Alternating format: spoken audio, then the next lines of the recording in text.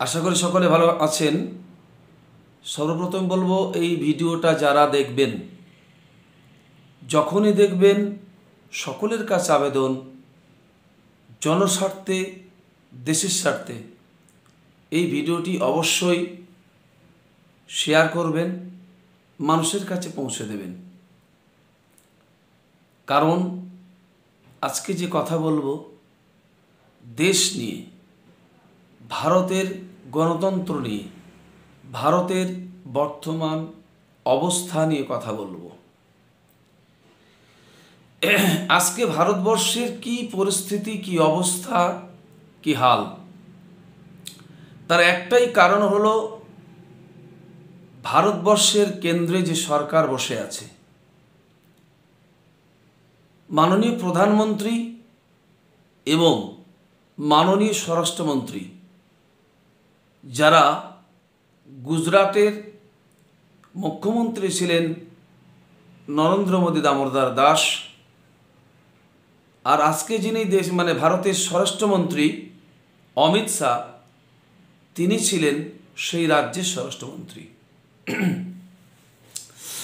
তো এই যে দুই ব্যক্তি বর্তমান ভারতবর্ষের শাসন ব্যবস্থার মধ্যে তারা প্রধান, তাদের হাতে দেশের দায়িত্ব। যখনই তাদের হাতে দেশের দায়িত্ব পৌঁছে গেছে, আমরা সবাই জানি অটোমেটিক্যালি সমস্ত দেশ জুড়ে, গুজরাটে তারা মুখ্যমন্ত্রী এবং স্বরাষ্ট্রমন্ত্রী থাকা অবস্থায় সেই গুজরাটে যে জাতি দাঙ্গা হয়েছিল, যে জাতি বিভেদ হয়েছিল, হিন্দু মুসলমান নিয়ে সাম্প্রদায়িক দাঙ্গা হয়েছিল, আজকে যখনই এই দুই ব্যক্তি আবার কেন্দ্রে অর্থাৎ ভারতবর্ষের শাসন ক্ষমতায় এসেছেন, আবার তখন ছিল শুধুমাত্র গুজরাট জুড়ে, এখন সমস্ত ভারতবর্ষ জুড়ে সাম্প্রদায়িক বিষ তারা ছড়িয়ে দিয়েছে। সাম্প্রদায়িক ঘৃণা তারা সমস্ত ভারতবর্ষব্যাপী ছড়িয়ে দিয়েছে। আজকে তারা দেশের উন্নতির কথা না বলে, দেশের উন্নয়নের কথা না বলে, কর্মসংস্থানের কথা না বলে, দেশের অর্থনৈতিক পরিকাঠামো উন্নতির কথা না বলে, শিল্পের উন্নতির কথা না বলে, শিক্ষার উন্নতির কথা না বলে, স্বাস্থ্যের উন্নতির কথা না বলে, তারা মানুষের মধ্যে ধর্মীয় বিভাজন তৈরি করছে, ধর্মীয় বিভাজনের বিষ ছড়াচ্ছে, ধর্মীয় জাতি ঘৃণা, জাতি বিদ্বেষের বিষ মানুষের ব্রেনে ঢুকিয়ে দিচ্ছে, একটা দাঙ্গা লাগিয়ে দিচ্ছে। আজকে সমস্ত ভারতবর্ষব্যাপী হিন্দু আর মুসলমান, এই যে দুটি শব্দ তারা ব্যবহার করে একটা ইমেজ তৈরি করছে তাদের নিজেদের গদিটাকে বাঁচিয়ে রাখার জন্য। আজকে এই দেশটাকে তারা ধ্বংস করে দিচ্ছে। দেশের উন্নয়ন তো দূরের কথা, নাবিশ্বাস হয়ে যাচ্ছে এই দেশটার জনগণের। আজকে গ্যাসের দাম, পেট্রোলের দাম, সমস্ত দ্রব্যমূল্য গড়গড় করে বেড়ে চলেছে। আজকেরা আদানি আম্বানির মতো মানুষকে বড়লোক করছে, আরও ধনী করছে, আর এরা গরিবদের কথা না ভেবে গরিবদের কৌশলগতভাবে শোষণ করছে। তোষণ করছে ধনীদের আর শোষণ করছে দেশটাকে।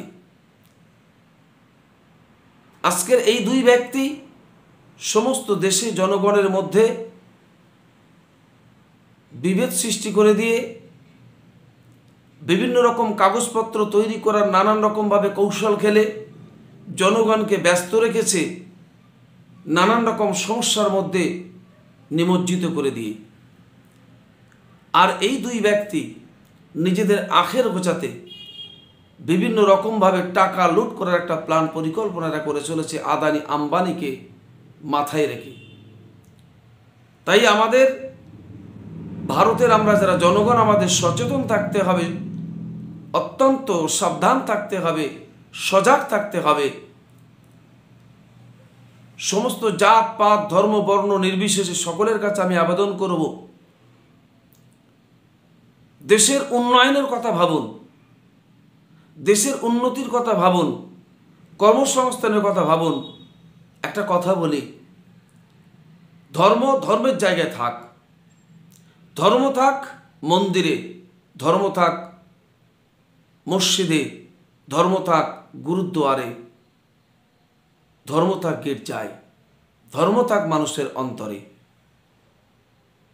ধর্মকে রাজনীতিতে ব্যবহার করবেন না, সরকারি প্রতিষ্ঠানে ধর্মকে ব্যবহার করবেন না, সরকারি কার্যালয়ে ধর্মকে ব্যবহার করবেন না, সংবিধান সম্মত কোনো পদাধিকারী ব্যক্তির অফিসে ধর্মকে ধ্বজাধারী করবেন না।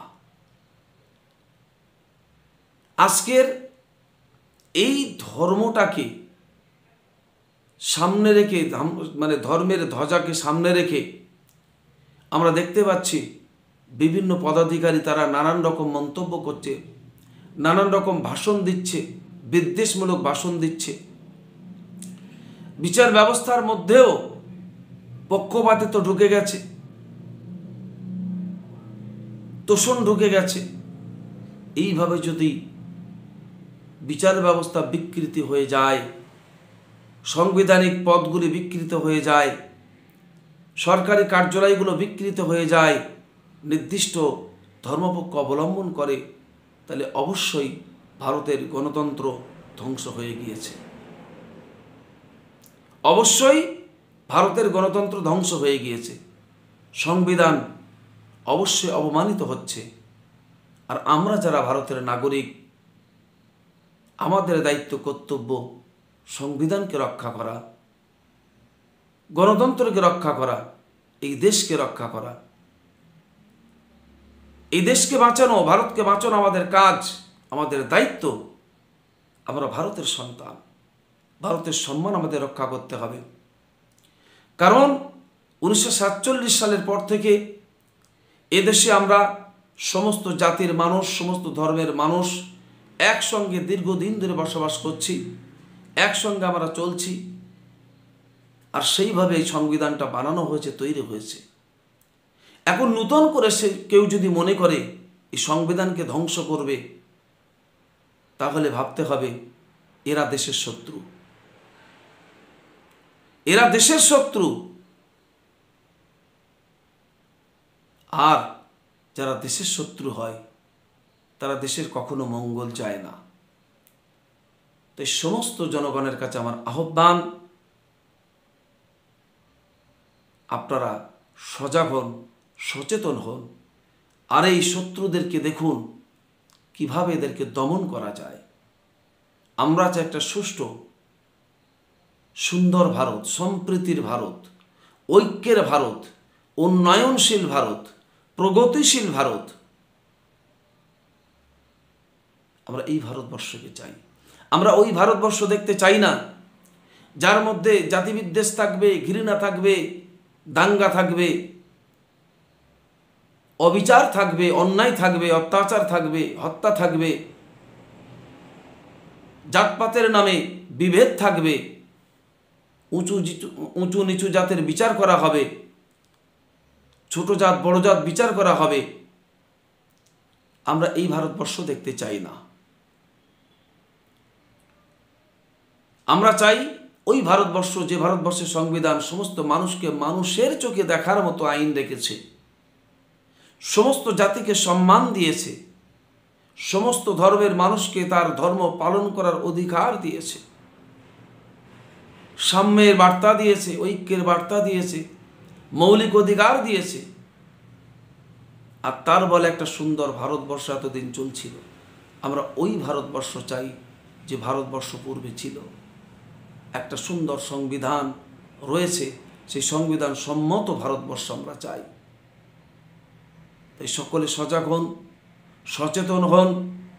আর এই দুষ্টাচার, লুটতরাজ, এদের হাত থেকে দেশকে বাঁচান। এটা সমস্ত ভারতবাসীর কাছে আমার আহ্বান। জাতপাত ভুলে যান, দেশের উন্নয়নের কথা ভাবুন, দেশের উন্নতির কথা ভাবুন, মানুষের কথা ভাবুন। জীবে প্রেম করে যেইজন সেইজন সেবিছে ঈশ্বর, এটা স্বামী বিবেকানন্দের কথা। আর এটাই সত্য কথা, এটাই একটা আদর্শপূর্ণ কথা, এটা মনীষীর কথা, এটা আমাদের সকলের মানা উচিত। ভালো থাকুন, সুস্থ থাকুন।